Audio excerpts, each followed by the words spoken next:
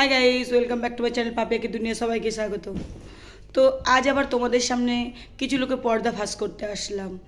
তো ভেবেছিলাম বলবো না, তো না বলেও পারছি না।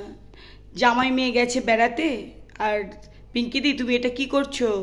জামাই মেয়ের কপালটা পোড়াচ্ছ আবারও। কি কষ্টেই না জোড়া লাগালাম, অনেক চেষ্টা করে, অনেক বোঝাতে বোঝাতে ওরা দুজনে একটা জায়গায় এসছে। শ্বশুর শাশুড়ি মেনে নিয়েছে, বর মেনে নিয়েছে, তারপরে আবার তুমি চাইছো ভেঙে দিতে। এটা কি? এ তো সিনেমা হয়ে যাচ্ছে। সিনেমাটা সিনেমার মতো থাকতে দাও, লাইফটাকে সিনেমা করে দিও না।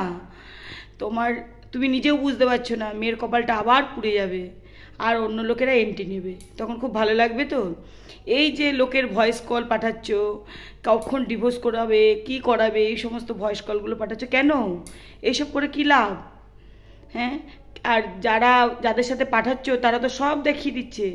এই যে ওরা বেড়াতে গেছে, ওইখানে এই আলোচনা হচ্ছে। আজকে মেয়ে দিল তো বকা। এগুলো কেন করছো? তুমি চাও না তোমার মেয়ের ভালো করে সংসার হোক?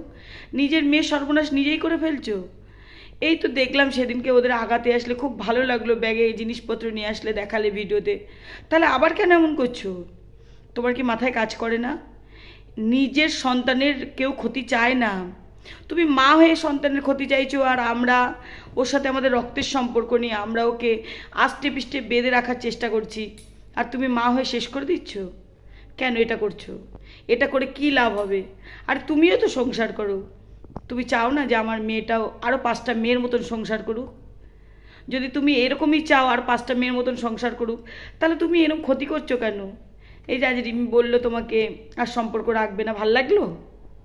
আমরা তো চেয়েছিলাম এই ফ্যামিলিগুলো সবাই একসাথে থাকবে। তাহলে এইসব কী সব নোংরামি করে বেড়াচ্ছ? এগুলো করো না। এগুলো করলে তোমার ক্ষতি হবে, ছাড়া লাভ হবে না। তুমি একদম এগুলো করো না। এগুলোতে তাতে কোনো সুরাহা হয় না। এতে আরও সংসারটা ভেঙে চুরমার হয়ে যাবে। আবার মেয়েকে তোমার বাড়িতে রাখবে, এটা ভাল লাগবে? এবার তো রেগে যাবে ওরা, তোমার মেয়েকে আবার পাঠিয়ে দেবে তোমার বাড়িতে, তখন কি হবে? তখন ভালো লাগবে? আমরা কতদিন এদের সাপোর্ট দেবো? বারবার কি আমরা সাপোর্ট দিতে পারবো? যখন আমরা আর সাপোর্ট দিতে পারবো না, তখন তোমার নিজেরই তো কপালে ছাপড়াতে ইচ্ছা করবে, আর অন্য লোকেরা সুযোগ নেবে। এইটা করো না।